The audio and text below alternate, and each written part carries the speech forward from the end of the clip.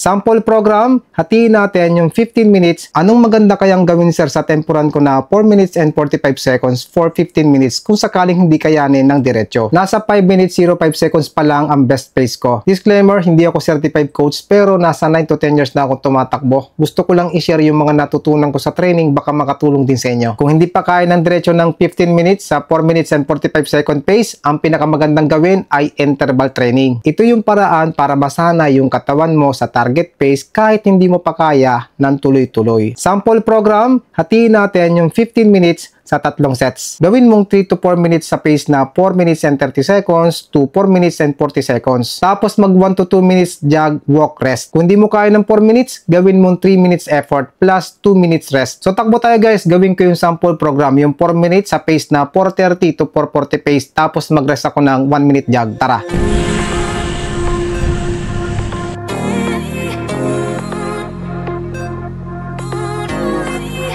Nag-warm up ako.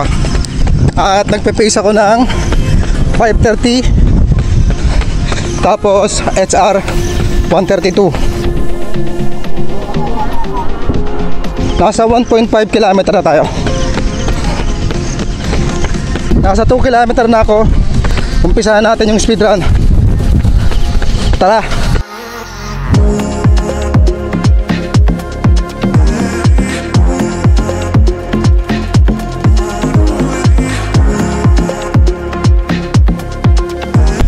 Pace tayo ng 420 plus.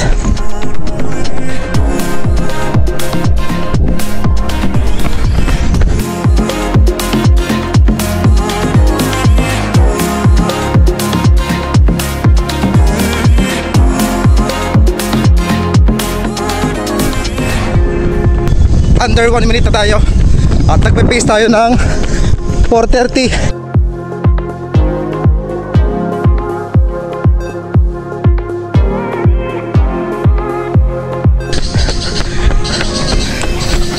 Unang rest 1 minute, easy jog. Relax lang, hindi ka na maayos. O, nagpe-pace lang tayo ng 6:30. O, pangalawang 4 minutes. Makulimlim.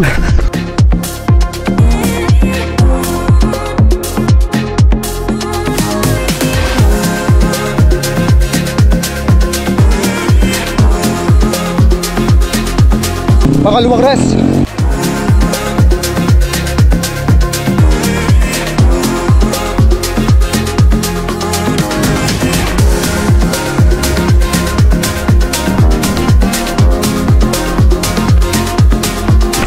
Pangatlong 4 minutes.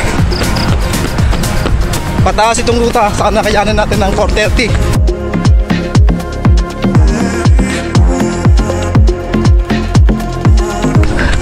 Nasa 2 minutes.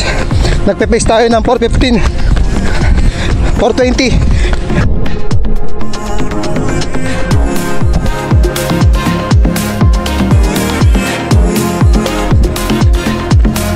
Nakabawi tayo. Nasa 4:30 na uli. Ay, bumaba na uli. Under 1 minute. Let's go. Ang hirap pagpataas.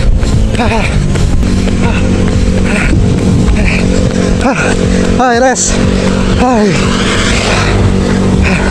Umabot yung pace natin ng 4:27. Patapos na yung rest. Okay, cool down tayo. Hindi pa tapos, cool down tayo ng mga 5-10 to 10 minutes. Nasa 5 minutes na tayo na nag-cool down. Tingnan nyo guys, yung distance nasa 6 km na.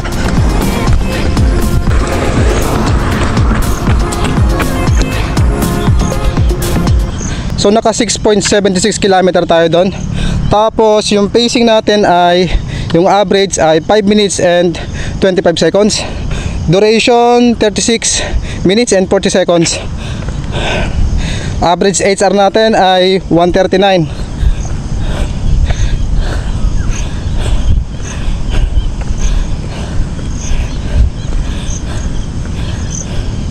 Yung pace natin ay, yung max pace natin ay 3 minutes and 59 seconds. Tingnan natin dun sa training. Yung unang 4 minutes natin, ang nakuha natin dun na pacing ay 4 minutes and 29 seconds. So nakuha ko yung target pace. Yung pangalawang 4 minutes, ang pacing natin ay 4 minutes and 28 seconds. So nakuha din natin yung target pace. Yung pangatlong 4 minutes, nakuha natin ng 4 minutes and 30 seconds. So nakuha din natin yung target pace. Kapag kaya mo na yung 3 minutes effort, dagdagan mo ng 1 minute. Unti-unti hanggang makabuo ka ng mas mahabang interval. Halimbawa, 5 minutes, tapos 6 minutes, hanggang sa makaya mo na yung 15 minutes continuous. Kapag nasanay na yung katawan mo, saka ka bumalik sa full tempo run na 15 minutes sa target pace na 4 minutes and 45 seconds. Bakit ito effective? Natututo yung katawan mo humawak ng mabilis na pace. May sapat na recovery para hindi ka ma-burnout. Dahan-dahan mong tinatanggal yung rest hanggang kaya mo na ng buo. Take note, warm up at stretching. Mahalaga bago mabilis na effort para maiwasan ang injury. Mag long run, nakakatulong sa aerobic base at endurance para mas matibay ka kahit sa mas mabilis na pace. Salamat sa panonood. Kung may tanong kayo, i-comment nyo lang. Keep running strong, run safe.